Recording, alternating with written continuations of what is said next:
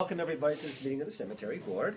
I'm Dan Shapiro, and I'm Secretary of State Cesar Paralysis, designee as chair. I'm Chris Wiles, and I'm here for Attorney General Eric Schneiderman. Bob Welch, representing Dr. Sharif Shah from the Department of Health. Richard Fishman, Director, Division of Cemeteries. Chester Butkowitz, Assistant Director, Division of Cemeteries. Suzanne Dressel, Clerk, Division of Cemeteries. Joe Ambrose, Associate Accountant, Division of Cemeteries. Tony Melillo, Counsel to the Cemetery Board. And although I don't usually have the audience identify themselves at this point in time, as we did off camera, I want to reintroduce Linda Baldwin, our General Counsel, and it might be nice for folks to identify themselves so she gets a sense of who attends these meetings. Dave Fleming from the Featherston firm representing the New York State Association of Cemeteries. Dan Hallenbeck, I'm the Executive Director of the New York State Association of Cemeteries. I'm Stephen Sloan. I'm Assistant Superintendent of Woodlawn Cemetery in Syracuse and Chair of the New York State Association of Cemeteries Government and Legal Affairs Committee. Peter Skevington, attorney from Geneseo, representing Olean Cremation with respect to its application today. And I'm Brad Spank with Olean Cremation Company. Rich Busky, Senior. I'm Mary Ann Reed from the New York State Funeral Directors Association, and absent, but we'll be walking in as Randy McCullough, the Deputy Executive Director of the Funeral Directors Association. Thank you, everybody. Oh, who's behind me? Hello. Hi, I'm Paula Deming. I work for Bruce Geiger, who represents Pine Line Cemetery. And Bruce couldn't be here today. I'm glad I could stay for the introduction. There you go. You got the introduction. That's great. And look forward to seeing you all again at the next meeting. Great. Yes, we'll make sure it gets on my calendar. Yes, we'll do that. Okay. Thanks so much. Bye. Bye. So, have folks had an opportunity to review the minutes of the previous meeting? Yes. Any suggestions, comments? I am okay with them. I had one, and it just goes to the conversation. Well, actually, I had a couple. Under legislation and regulation, that last sentence, neither item would have a significant impact on the board. I don't know, Tony, did you say that? I mean, it's not, it really doesn't matter, you know, but it doesn't. Yeah, I don't. Maybe. It was just an editorial comment. I think that, I mean, you know, they're important items, and nothing really impacts the board. It's what happens to the cemeteries, you know, that's the issue. I mean, I just as soon strike that sentence. My next comment goes to Richard's discussion of form compliance, and where he says, and Rich, correct me if I'm wrong, my recollection, form compliance is now over 90%, and I think your point there was, and I wrote down, and I'll give you this, it's acceptable. Form compliance is now over 90%, evidencing the success of the initiative. Mr. Fishman additionally noted that the use of the form has been helpful in identifying potentially serious problems. For example, the cremation authorization form, and then you went on to your example of the overweight issue, right? Right. So that's I think that provides the appropriate context. Then I don't think we got the end of the story. At times estimated by the family member who signed the form on behalf of the deceased, and then what happened was, did you not? You got additional confirmation, is that right? Yep. That in fact that was the right way? Right. So then I would add a sentence after deceased. By the way, nobody else is going to read this, but just so we have the conversation. The body was cremated only after additional confirmation of weight by the family. Okay? I'll give this to you. So those are my only changes. Council's misspelled. On the second. There you go. SEL. COUNSEL. Good man. All right. Any other comments? No, I haven't. All right. Move that, so moved. Second. All in favor, say aye. I know you took down every word that I said.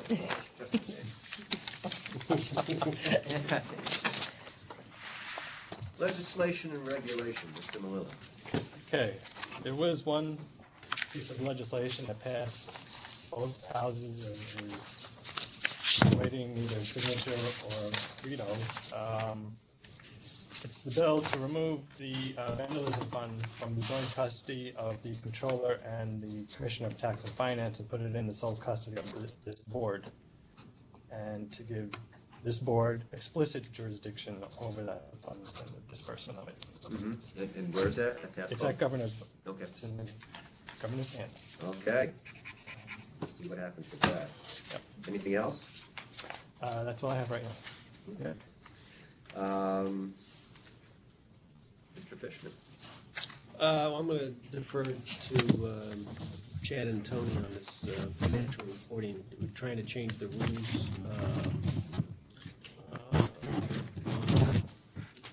The thresholds for requirements of CPA reports and CPA reviews. We've discussed this before, and so you're nearing completion on the draft? Yes. We've been adding things. For example, we're trying to deal with issues of pre-need sales, how they report the funds, how they hold the funds, that type of thing. So we're going a little beyond, just who has to file an annual report, who needs a CPA report, and that type of thing. So do we don't have a draft yet? Or not to show the board, no. It's not ready for. But you're going to circulate it next month. Next month. Okay.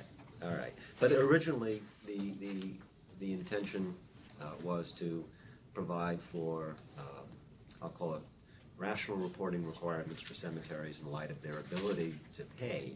Right. And we have a lot of small cemeteries out there who really found it difficult to have a CPA certified audit done, and that the division was perfectly capable of getting by on something less than that, which would be less expensive to the cemeteries, right? So you were redefining what size cemeteries there were, that kind of stuff. Yep. All right. But we're also, one of the other issues we had is what to do with crematories. Mm-hmm. Because funds in hand don't reflect, they're a different creature, so they have to be defined differently than cemeteries that have burial grounds. Absolutely true, as one of our Atolian crematories application will demonstrate today. That's right. So it's not quite so simple as we thought when we started it. Right, and originally when we tried to reach out to a CPA firm that does a number of our cemeteries, or was it the agreed upon procedures? Mm-hmm. Agreed upon procedures, as opposed to an audited financial statement. Well, we painted with a broad brush, and it started to tick the number back up as to the cost of doing a modified audit with agreed upon procedures. So that was part of the They wind up being a distinction without a difference, right? Right, right. Okay. All right. Well, keep at it, and we'll look forward to the draft. All right, Chet, vandalism. Oh, yes. Most exciting part of the meeting. Thank you. Wow. Arguable, but vandalism fees collected since the beginning of this fiscal year were $25,414. Applications granted were $241,736, and applications pending are $524,993. Okay. Okay. And of those applications granted, one was for vandalism, 7 were for hazardous or restoration applications, and 1 was abandoned cemetery. So, yeah. All right. We have 4 that's a day. dangerous monument applications in front of us. Were there any questions, any comments, any further discussion needed on any of them? All right, that's fine. I didn't have any either. Want a motion? I'll move to accept the 4. All in favor, say aye. Aye. Aye. All right. We're moving along at a good pace today. Let's see what happens next. Olean, and I know Olean is here. Welcome to Interstate. Before I open it up to our guests, any discussion, comments? I had some questions, and maybe the division can help us with this. Tell us about the finances. Here's what I was just confused by the paperwork. The yearly gross is 137,000 approximately. There's leases for both equipment and the premises, and then what's your operating expenses, so they don't take home much. Fine, but that's the reality. The lease for the equipment and the premises is held by Spink LLC. Yes. All right. Now, what is the relationship of Spink LLC to the funeral directing practice and to the crematory? Well, Is it, well, maybe I can Yeah, ask I mean, Mr. Spink, right. that's fine. Right. Yeah, just give me what the business relationship is and the structural relationship is between the entities, so I understand how it works. Okay.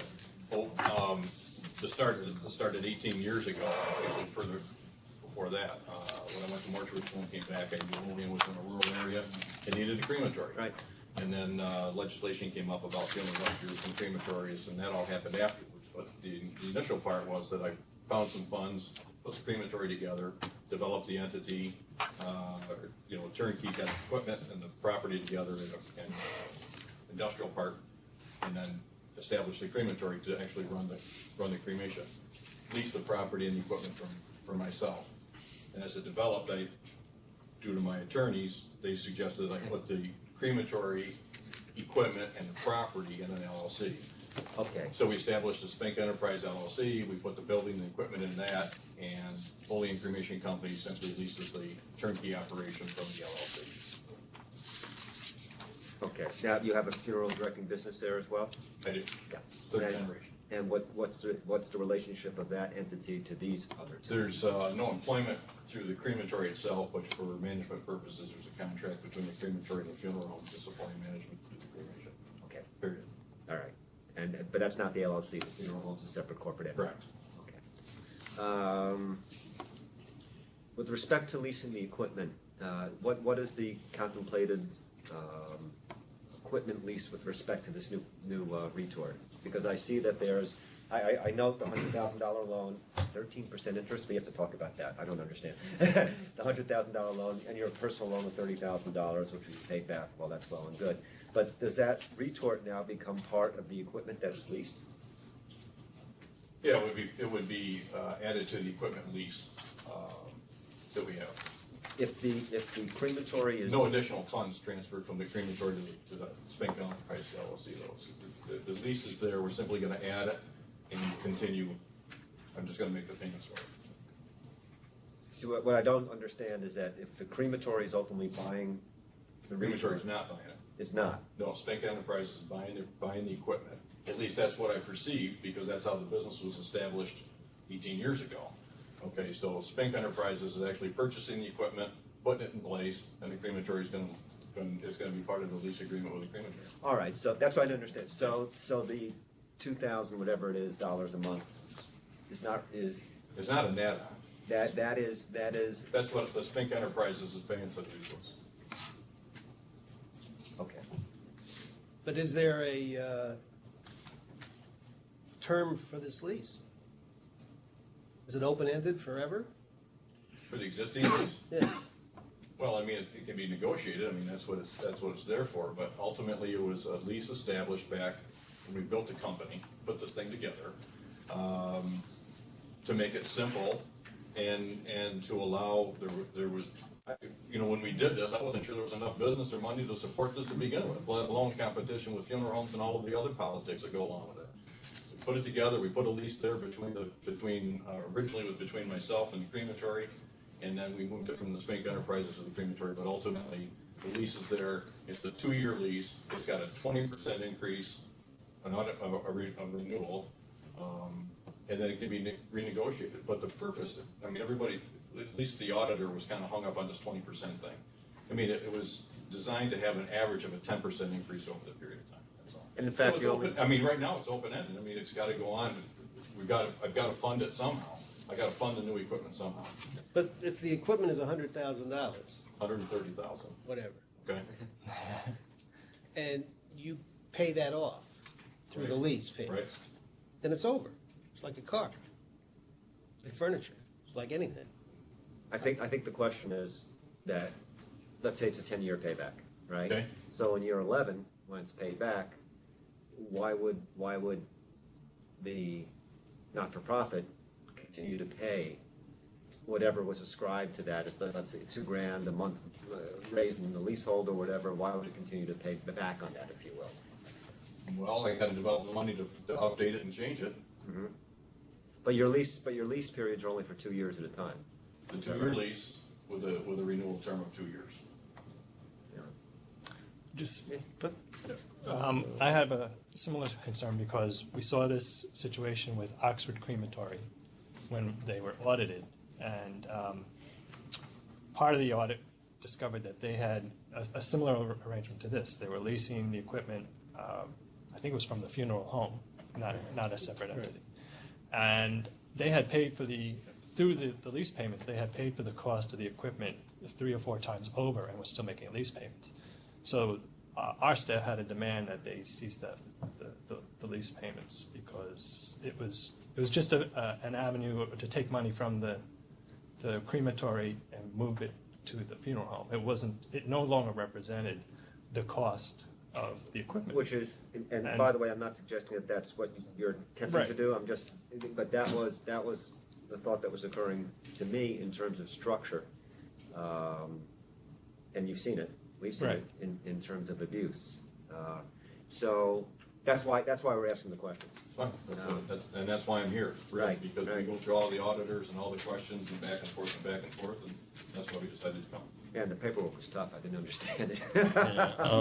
It's a pretty simple program when you look at it as a whole and look at it from the onset of whether or not there was going to be enough business back then. Yeah, I understand that. I mean, we started with 160. That's what I went to the bank for. 160. When I started this was 160 cremations a year, and last year we did 600 in a rural area. Right. Okay. Right. There's no other cemetery in the area with the exception of Parnell, which is 60 miles away. And there's no other cemetery in the southern tier that actually wants to own a crematory at this point or has offered to do it. Okay. But yet cremation is rising. I mean, everybody knows that. Yeah. No, we have another issue on the agenda where that's very clear. We very clearly said, no, we understand that. And frankly, I mean, I'm sort of putting the cart before the horse a little bit. I mean, I personally, at this point, I have no problem with the addition of the retort. Understand it, and from What's a replacement retort? Absolutely replacement. Thank you for your letter. But the issue is all about structure here, to me, and I also have no problem with the payback mechanism or the retention of the equipment in the LLC. But I have a problem with that structure when there is no need for it in the future, or when the not-for-profit pays more than it should. In other words, a lease in perpetuity, would not be a good thing. I mean, to put everything on the table, I paid off the loan early. Okay, it took me that length of time, but I paid it off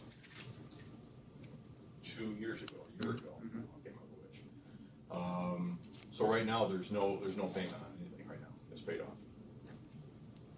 So now is the time that I felt that because of the size of the business, the age of the equipment, the number of cremations we're doing, we've got the money, it's generating the money to support it.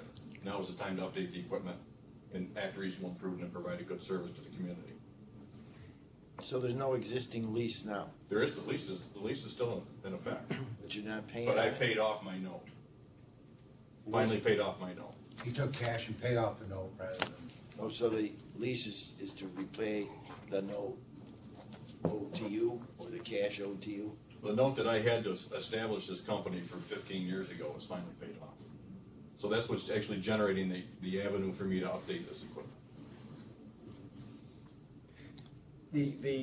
The only thing that I care about is that the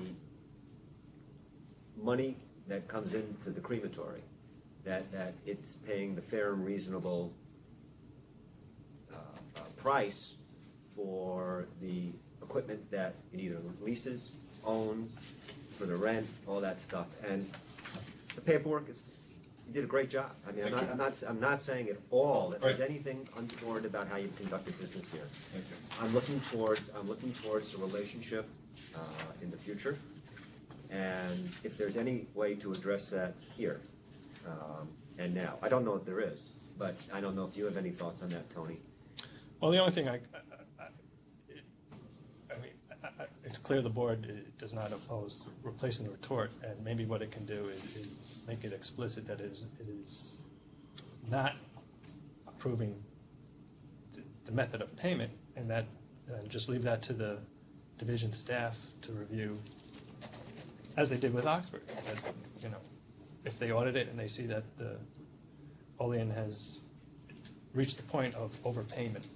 Yeah, and that's it could just be part of their. That's some years ongoing, from now, right. you know, which is I sort of hate putting it off to. We'll deal with it in 10 years. Right. But I'm not sure how else. But that is the structure, and as I said, there's nothing untoward, you know, about this heretofore.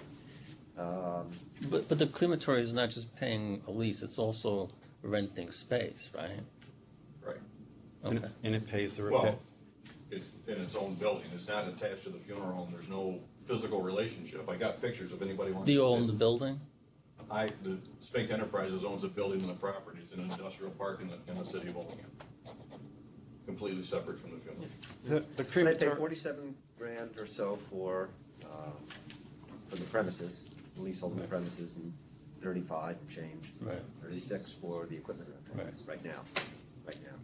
That's for a 2-year lease? That's not even. No, that was yearly, I thought. You have, at least the notes that I took, tell me if I'm wrong, 137 from last year, yearly gross. The total monthly payment between the two leases is about $3,500 a month. That's 36,000, 37. Okay, so the numbers I'm setting are for 2 years then. Exactly. Okay. Unfortunately, the bottom line here is, if you want to have a not-for-profit build a crematory in Olean, without this structure, would never happen. Yeah, and you know, our concerns. That's how it started, and that's how it continues. You don't have that structure, you don't have a crematory. Yeah. Let me. Crematories are different. You know, crematories are different. We don't have the same concerns about permanency that we do for cemeteries, obviously. If the crematory goes out, it goes out, okay? The concern historically, and the reason for the anti-condemnation law and all that, is the abuse that was going on with respect to establishing crematories or milking them, essentially making them to profit-making enterprises for their owners, who were at the time, you know, funeral directors and others, all right? That is sort of the genesis of the anti-condemnation law, and so that's why we have this concern, because we don't want to see a not-for-profit turned into an organ to make money. It become essentially a for-profit entity, all right, to benefit somebody else. So that's as blunt as I can be about it, and I'm not suggesting that that's the intention at all here. Yeah, I think there's definitely concern on both sides, from a funeral home perspective and also from the cemetery perspective. Again, in a rural area, and I don't want to keep banging on that issue, but it is. I mean, we're 50 miles. When I first got licensed, I was driving 50 miles to the crematory. Yeah. You know what I'm saying?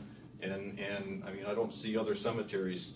Now, maybe if I wasn't there at this point doing what we're doing, maybe one of them would say, well, geez, Brad, if you weren't there, we'd do it now.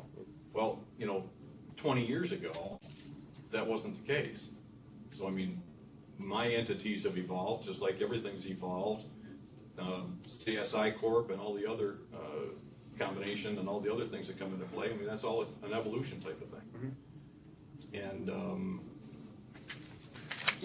I think we're on the same page. Yeah, you put your personal resources into this. You've done a good thing. I mean, you know, I understand that. Right. So I'm taking shots at you, really not. Do we have any other discussion on this? Because I think Tony's suggestion is probably the best and only one, which is that we deal with the replacement retort issue, and that the division just has to be vigilant in the future and make sure that everything's on the up and up. All right? How often does the audit take place? I don't know what the crematory side on the audit side, you know, we audit them maybe every 5 years, maybe, because it's not the same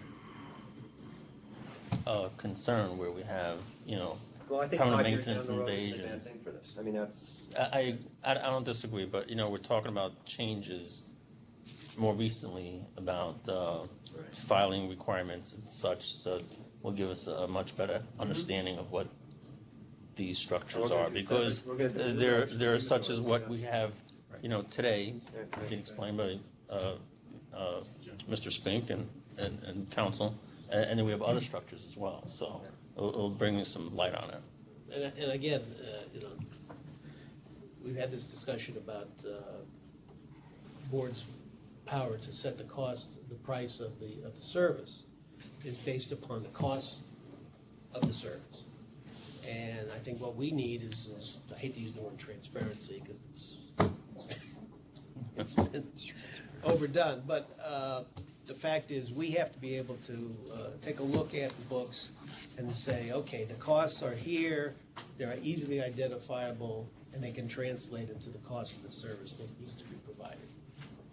So if they come in with a rate increase, is it based upon the true cost of that service? So that's really kind of where our direction here. Before I tie it up in a package, would it make any sense to structure a little differently, whereby the crematory corporation would directly own, if you will, the retort based upon a loan from the LLC to it, and then repay that loan? Would that be? Well, again, I mean, I think there's a variety of options out there. I'm not gonna lie to you. I mean, from the beginning, this is how it was established, and when we went to put a second retort in there to do an upgrade, it was just a natural transition to do it this way. Mm-hmm. Okay, so if the board has a recommendation and wants to do something different, then by all means, I'll be happy to look at it. I think the end result is that you've got this entity that basically there's no owners. You know, you got this Olean cremation company that has board members or you know, people that are on it, but there's no ownership there. There's no content there. So when that entity goes to borrow money, I don't know if you guys have tried to borrow $130,000 before, but in any case, and we'll probably discuss that too, because I think that's an issue also. But ultimately, they want to have accountability. We don't know what accountability, I mean, from that perspective, from a financial perspective. So all of a sudden, these people that aren't collecting any money, now they're personally accountable. And I think that that's my position. This. I mean, I'm sticking my neck out for $130,000. I've got to pay it back, and it's got to be there. You know, so I mean, that's my position. Right. But what I'm suggesting is that essentially that business relationship remains the same, but that ownership resides in the not-for-profit, and that seems to me to resolve a lot of the potential problems that we've been discussing with respect to continuing, you know, leasehold payments past the repayment period and all that. So you want me to consider borrowing the money, establishing a note between the Spink Enterprises LLC, Olean Cremation Company, put it in that checking account, write the check for the equipment out of that, and then the crematory pay back the note, and then that's it. Yeah. That's what you're suggesting. I'm thinking from our perspective that is a better way to do it. I don't know if there are any legal impediments to that, but if there aren't, I think that's a better result. Well, I mean, there's other equipment there that's, I mean, if and I've thought about this on the way up. It certainly had 5 hours to think about it as a car, okay? And this project has been 2 years on the board now, okay? And quite honestly, there's other things going on too, you know, but ultimately, you know, if I'm gonna get out of the equipment leasing business, then I'm gonna get out of it, which means all the equipment's gonna go into the note. So, you know what I'm saying? Yeah. So, I mean, we establish a price for the equipment at the crematory, establish a note, and, you know, so that I just own the property and the building. Yeah. I think that's cleaner. I do. Yeah. That would resolve a lot. I mean, that would clean it up real well. And of course, the legal problem with that, now you have reporting requirements by the not-for-profit, creates a little more administrative costs and all that kind of thing. I mean, you create another layer. Remember, we have to deal with New York State and other things too. And Well, who? Well, there's already a reporting requirement for the crematories, because they're a cemetery corporation, so they're already subject to our rights. We're not adding something, we're just modifying what's already there. And they gotta do a 990 anyway, I think.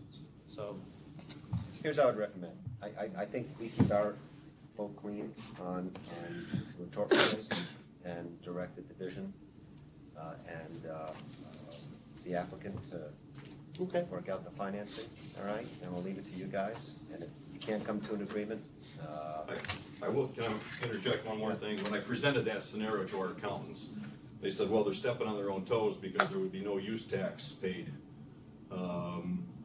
that's being paid. And again, I'm not an accountant, I'm not an attorney. You're a non-for-profit, that Yeah, should be but paying use tax. But the equipment being owned by Spink Enterprises pays a use tax. Yeah, I And know. if we dumped it into the crematory part, But the point is that when you started the crematory all those years ago, there wasn't a law in place that made crematories non-for-profit organizations, and today they are. So from their perspective, they're trying to find the best way for the non-for-profit to be protected, and that, the only way for that to happen is the non-for-profit's making the money, and they're the ones that should be owning the equipment. But here's the difference. all right. I'm sorry. I'll tell you what, I don't want any colloquy. All right, all right. But no, If I can, but you can address us. I'm sorry. Randy, All right. no more. well, the other thing I was gonna say, in most not-for-profits, you have presidents, vice presidents, directors who earn a salary. Sometimes in the area of over $100,000. We don't have that here. no, we got 92% of our cemeteries, these people don't make anything. You're right. So, I mean, I don't buy that argument. Understood. All right. So what I would like is for perhaps council in the division is to work out the financing, work out how this is going to go. I think that the equipment should reside with the not-for-profit. Does anybody have any discussion on that? I think you got it. Okay. So, motion? So moved. Second? All in favor, say aye. All right. Okay, Thank you very much. thank you. Thank you. And I'm glad you were here, by the way. Thank you very much. It made it a lot easier to understand.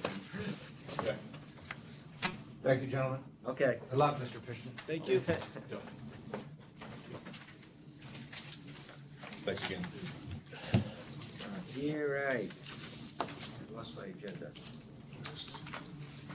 What's the next one? Locust Valley. No, Locust Valley's tabled, right? Locust Valley's In fact, that's off. No, We that's dealt with done. that last That's time. done. That's the old agenda we replaced. By the way, I see that on the replaced agenda, you didn't have Washington. Wasn't Washington supposed to be on there and tabled? Washington Cemetery? I noticed in our minutes, we mentioned that. Did I scroll something up again? Oh, no, that was the, Washington, remember, they were gonna do the merger with the right. cemetery, but now they're gonna do the Okay. abandoned So cemetery. it was off. thing, on so the it's off. table. All right, so the next one is Locust Valley. Thank you. No, that's No. Lakeview is next. Oh, Lakeview, I'm sorry, is Lakeview, and Lakeview was a simple land purchase. 62, let's see, 5.8 acres, they desperately need graves, they only have 100 graves, current acreage 12.65, 62,500. We have one appraisal for 50,000 and one for 95, is that right? I didn't, the Robusto. 1 minute. The Robusto appraisal?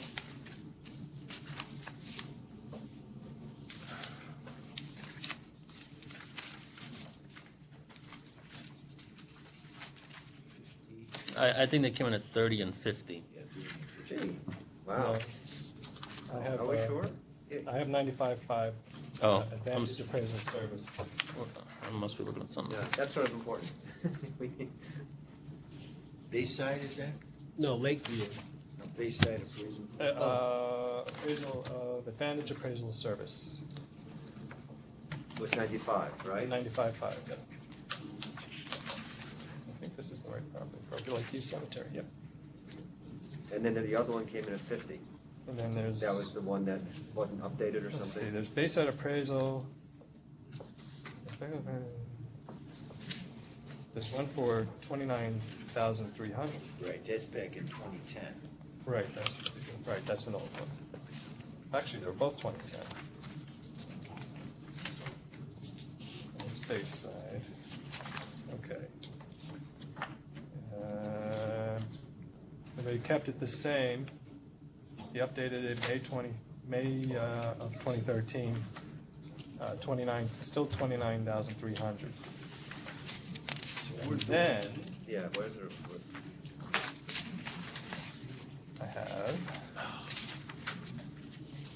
Ryan Murphy and Associates, 50,000. So there's 3 appraisals. There's 3. That's what. All right. What are they? 50, 50, 30? 29, 50, and 95. That's spread. that's- So what were they gonna buy it for? 62. 62. Well, it's almost splitting the difference, isn't it? Yeah, anybody from the division have any opinion on this? Well, Mike would normally address the land purchase sale issues, but in this case, the cemetery has very few graves to sell, and they're at the current rate that they sell them at, $600 a grave space. No, I think that's clear. They need the land. We got that. Right. What I'm concerned about is that you've got some crazy appraisals going on here. Understood. 3 appraisals that are remarkably different. Agreed. Liz, Right. I didn't do the math, but I suspect that they just averaged the 3 perhaps, or they just it came up with an agreeable price between the buyer and the sellers. The only thing I would add on the appraisals, the outlier one is the 2010 that was never updated. Then which one's that? That's the The 95,000. Was that the 95 or the 29? The 50 and the 29.3 were both updated in May. Well, one was updated in May 2013. One was actually issued in May of 2013. So the only 2013 numbers we have are the 29,000 and the 50,000. Okay. So, Lakeview's not here. No. No. I mean, I don't know what the flexibility of the seller is on this, but I'm a little hesitant to approve them, doing 62.5 when the appraised values are coming in substantially lower. Can we? Seller's got them in a jam. Yeah. Yes. But maybe we can help. And I understand the land is attached to the cemetery. I mean, so it abuts it. Yeah. Right. All around. It's farmland. I mean, it's a farmer. I saw it was a farm LLC. That Right. owned it. I think in principle, I don't think anybody's opposed to this, but maybe the best thing to do is to table this. I'd like the division to go back to the cemetery and advise them of the concern about the recent appraised value. Okay. And see if they can't do better. Okay. We don't have an appraisal from the seller, do we? Who's getting these appraisals? I'd have to look back. I'm not sure who's getting them. It looks to me like Lakeview ordered them. But all the letters are addressed to Lakeview.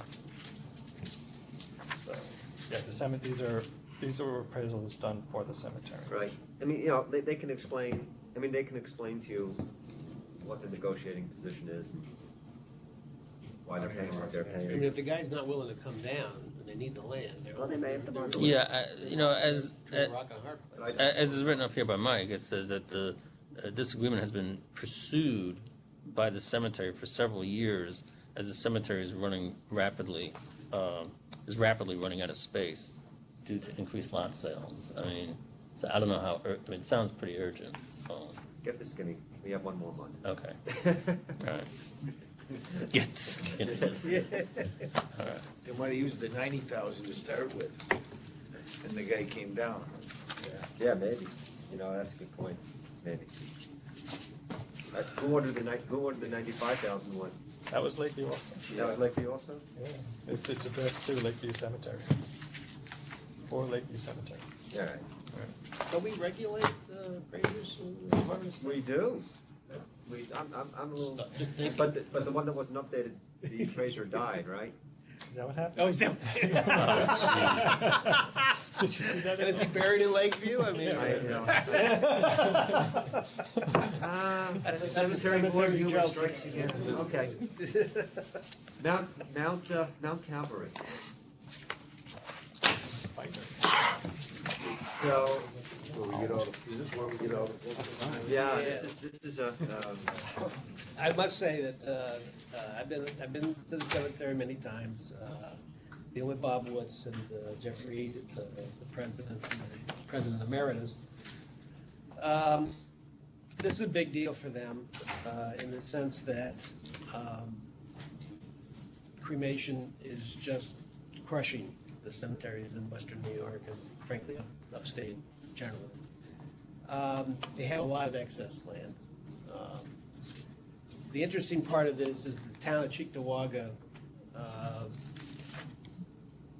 approached them because they want to upgrade that corridor for development. And to do that, they're going to need some of that land from the cemetery. And just opposed to that is the realization of Bob and Jeff that since cremation is just killing them, they're going to have to do something to appeal to the cremation world to at least bury some of that in the cemetery. And so they've got this very energetic proposal to put a cremation project in the other part of that cemetery. They're never going to use the land that they're getting rid of. Right. And it's a win-win for the town and as well as the cemetery. What about the reorientation of the mausoleum? I didn't really understand that. The mausoleum, the way it's situated, is not desirable. There's places, there's spaces in the mausoleum that never sold because it's just not conducive the way it's structured, set up. That's not on the land or anything. That's not. It's not necessarily connected to this. No. To this transaction. No. That was sort of so as part of gratuitous, this, interesting information in terms of the right. plans of the cemetery for the future. Right. They've got to try to reset that mausoleum so that it's more appealing. Okay. Two appraisals, one for 1.6 and change, and the other was for 2.2. Is that right, Tony? You're my appraisal guy today, Tony. This one was more confusing. One of the appraisals divides into the commercial frontage and the rear land, I think. So it gives 2.3 for the frontage. No, 2.2 for the frontage, and then 380,000 for the rear. So a total of about 2.5, 2.6. And then where's the other one?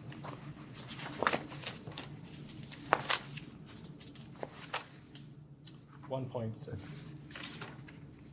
So there. So. I mean, I know the folks at Mountain Calvary are very good managers, and well, they've got a contract for 1.6.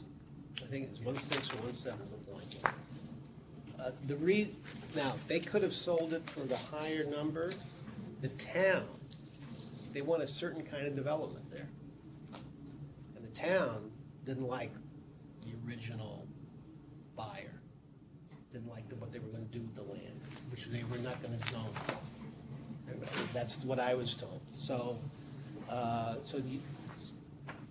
you step back and you offer it again, and then I forget who the hell bought it, but it's acceptable to the town. So the property is not currently zoned for the use that is. I don't know about the zoning. Because I don't care if the town likes the buyer or not, you sell to the highest bidder, as long as the use said that it's going to be put as not antagonistic to the operation of the cemetery. The appraisals, in fact, make a big issue of that because the properties are not zoned for the uses that would get these valuations. So the 2.6 million was on the assumption that the buyer would be able to get rezoning. That's good information. To use these best. And the town said no. Right. Okay, So- that helps a lot. I don't know if you reviewed the contract, purchase and sale. It's going to a development company. Are there any protections afforded the cemetery in terms of future development so that something antagonistic doesn't come in? I don't remember. I'd have to look again. I think I. What do you mean by antagonistic? Well, you know. McDonald's or. Yeah, you put in some kind of development that diminishes, the. No, I understand, and I think that's why you got the town, so they have to approve whatever is gonna be developed there. And that's the symbiotic situation that they've got themselves into, so. It would be nice to have something in purchase and sale. They don't want agreement. Section 8 housing put that way on. There we go. Next to the cemetery, that's for sure. Which I think was the original development idea. No. I don't think you want to go there, Rich. I don't either. But what the heck? They want to upgrade the corridor, and that's, the town's calling the shots on this. That's the way I look at it. I mean, I may be wrong, but I don't think so. How big is it? Pretty good. Right down Genesee Street. It looks like 16 acres. pretty 16 standard acres, commercial yeah. purchase agreement. I don't think it has any restrictions on use. From what I can Can see. we, well, let me talk about the deal itself. Put that aside for the moment. Anybody? Yeah, so Yeah. the issue is the price. The deal seems fine. The deal seems fine. The price, it was explained. I was concerned about the $2.2 million appraisal, but apparently it's not zoned for what the appraisal was designed Contemplated for. for, and right. that sort of Killed it. Yeah, that sort of killed it. I mean, so this is we'll call it a gamble, but it's something of a gamble for the developer. The 2.2 doesn't offend me anymore because it's not a real-time appraisal. So I'm not concerned about that part. But I am concerned. So if we're not concerned about the deal, then I want to get to the concern. I am concerned about what's going to go in there. I mean, the cemetery has a right and should protect itself. And if all things go as planned, there'll be no problem. So what I would like to see is some kind of protective language in the contract. Some sort of warranty or covenant or whatever. And I could fashion a motion such that you would do that, be conditional grant. Can we, Sure. that make sense to folks? Yes. All right, so I'll move to approve conditioned upon the assertion of language appropriate for the protection of the cemetery and the purchase and sale contract to be pursued by our esteemed counsel, Mr. Malillo. Second. All in favor, say aye. Aye. Aye. Okay.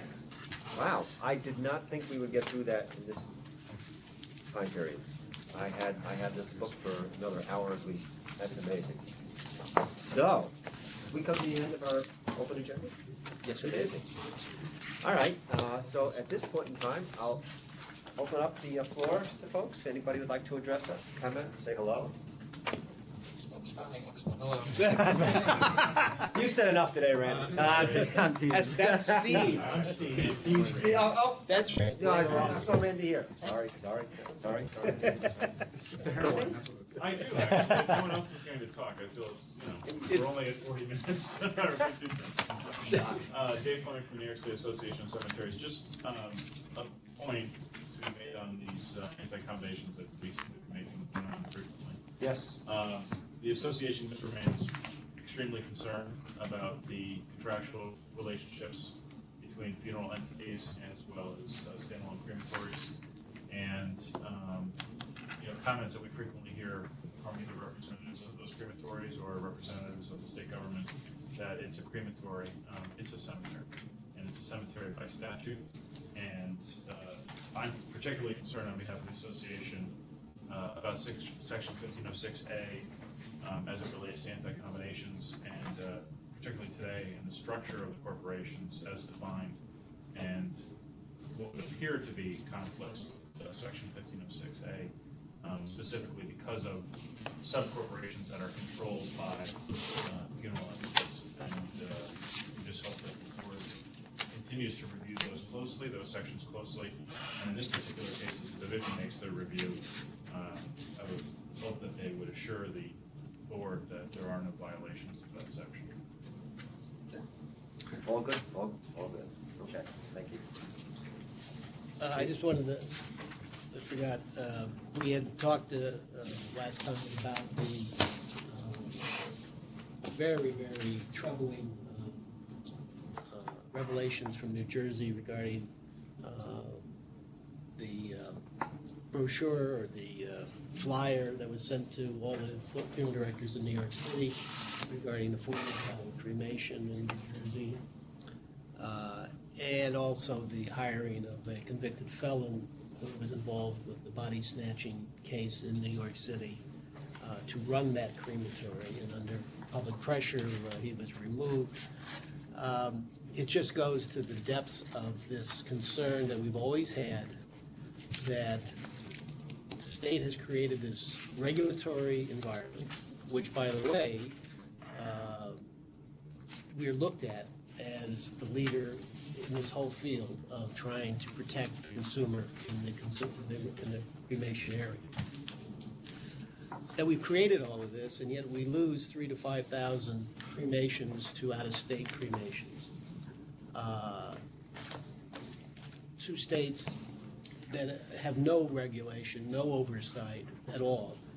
And New Jersey, this is just like, it makes our case that there needs to be some kind of relief from this situation, whether it's a disclaimer that has to be, that every funeral director in New York State has to give to any family that is contemplating a cremation out of state, that there's no guarantee of what you're going to get back because there is no oversight by any government regulated situation in these other states.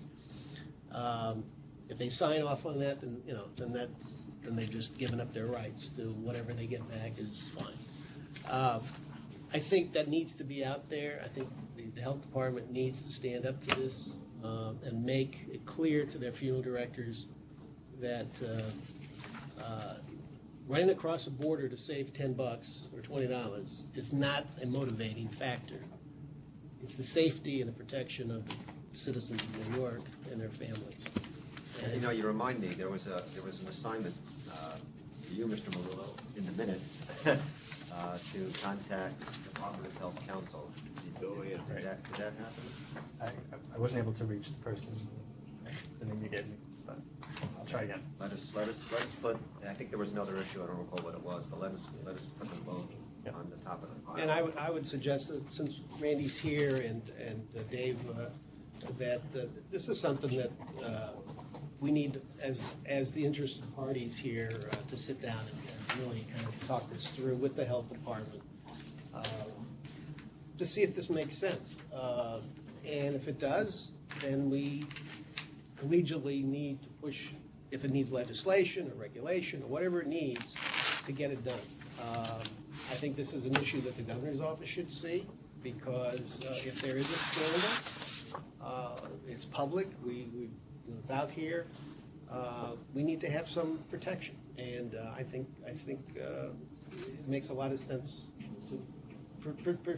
to pursue it in that collegial manner, to talk out all these issues. I think that's good. I think that's a very good idea. Why don't we set up a meeting? All right.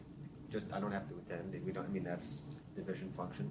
Tony, Rich, have the entities here, you can even, in the break, set something up, and, Would you be interested in participating? chat about it. coffee and bagels, absolutely. Well, I'll bring the bagels from Brooklyn. So, yeah, when we break, why don't you guys work on that a little bit? And if we could, DOH, that would be really nice. And, great, okay. Good, Richard, thanks for bringing that up. Anybody else care to chat? Okay, so at this point, we'll take a break. For that, I'll motion to go into executive session for investigation. Aye. In favor? Aye. Okay, so let's take 5 minutes, and then we'll come back in.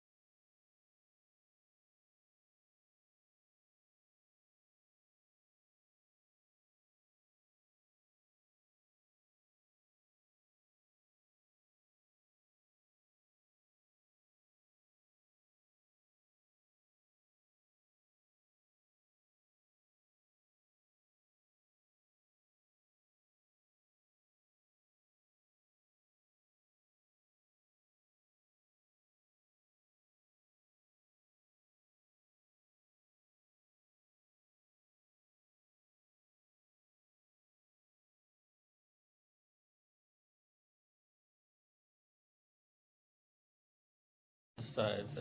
22nd, right? Yeah. Okay. Okay, and we can, oh, you got muted, very good. So we have exited executive session. We are going to a different date, other than our usual and customary, the next board meeting, which will be when, folks? August 22nd? August 22nd. August 22nd it is. And that'll be my last as a director. I wasn't gonna announce it Oh. until August 22nd. Go ahead, Rich. I'm retiring on August 31st. Oh, congratulations.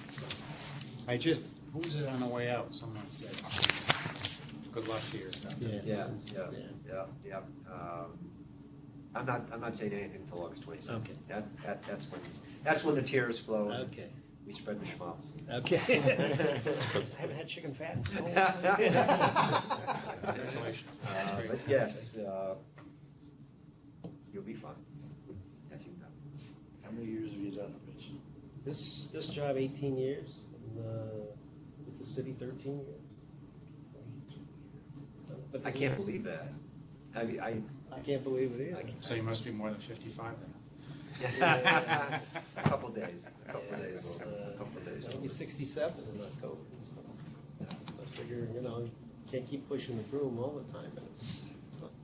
It's true. But it's been, I'd say, the most rewarding thing I've ever done in my life. That's good to hear. Been phenomenal. But again, spread that next time. Okay. All right, motion to adjourn? So moved. All in Second. favor? Aye. Yes.